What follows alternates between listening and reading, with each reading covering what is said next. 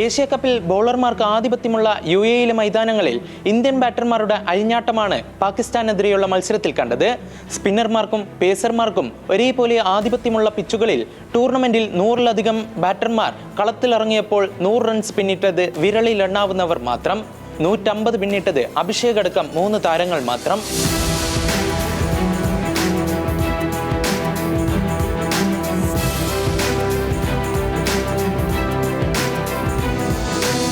UAE പിച്ചിൽ മറ്റു താരങ്ങൾ runs കണ്ടെത്താൻ ബുദ്ധിമുട്ടുമ്പോൾ 208 സ്ട്രൈക്ക് റേറ്റിൽ അഭിഷേക് അടിച്ചുകൂട്ടിയത് 173 റൺസ്. സൂപ്പർ 4-ൽ പാകിസ്ഥാനെതിരെ അഭിഷേകിന്റെ വെടിക്കെട്ട് പ്രകടനം. 39 പന്തിൽ 74 റൺസാണ് താരം അടിച്ചുകൂട്ടിയത്. ഗ്രൂപ്പ് മത്സരത്തിലും പാകിസ്ഥാനെതിരെ വെടിക്കെട്ട് തന്നെയായിരുന്നു അഭിഷേക് തീർത്തത്.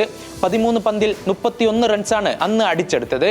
UAEക്കെതിരെ 16 പന്തിൽ 30-ഉം ഒമാനെതിരെ 15 പന്തിൽ 38-ഉമാണ് അഭിഷേകിന്റെ ബാറ്റിംഗിൽ പിറന്ന വിസ്ഫോടനം.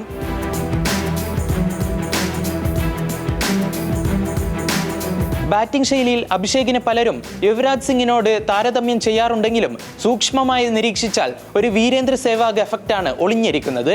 ബാറ്റിംഗിന്റെ സ്വിങ്ങും കൈയും കണ്ണും തമ്മിലുള്ള കോർഡിനേഷനുമെല്ലാം സേവാഗിന്റെ രീതി തന്നെ. ആക്രമാസക്തമാണ് ഇരുവരുടെയും ശൈലി. ഇന്നിംഗ്സിന്റെ തുടക്കം മുതൽ അവസാനം വരെ തീർക്കുന്ന വെടിക്കെട്ട് വിരുന്ന്.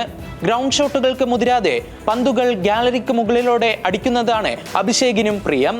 സൂപ്പർ 4-ൽ ഇന്ന് ബംഗ്ലാദേശിനെതിരെ ഇറങ്ങുമ്പോൾ ഇന്ത്യൻ ആരാധകർ കാത്തിരിക്കുന്നത് അഭിഷേകിന്റെ ആരെയും കൂസാതെയുള്ള വെടിക്കെട്ടിനാണ്.